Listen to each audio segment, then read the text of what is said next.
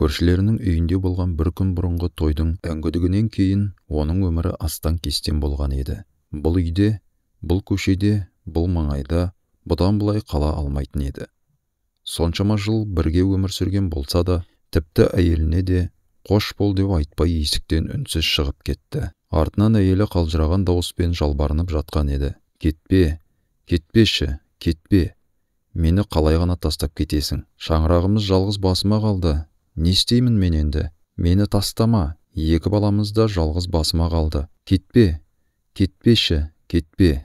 Кейін даусы өксіген жылаумен араласты. Бірақ өмірлік жары артына қарау былай тұрсын, тіпті оны тыңдамады да. Сол кездегі кішкентай Айшаның анасының аяғын құшақтап, «Әкетай, әкетай, анашым, анашым» деп жалынулары да еш пайда бермеді. Ол болса осы жалбарынуларда естімегендей өз жолымен кете берді. Көшенің бұрышынан бұрылып кеткеннен кейін маңайдағы есік пен терезелерден осы оқиғаны бақылағандар да ешкім оны ешқашан көрмейтіндей болды.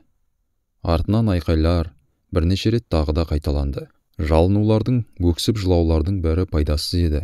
Үйдегілерді жұбатып, көңілдерін аулау үшін көршілері және туыстары жиналды.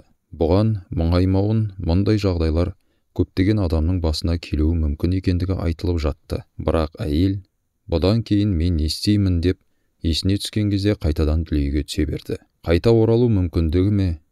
Тіпті мұны енді ойлап та жатқан жоқты. Иә, солай. Табытпен кеткендер қайта келмейді ғой.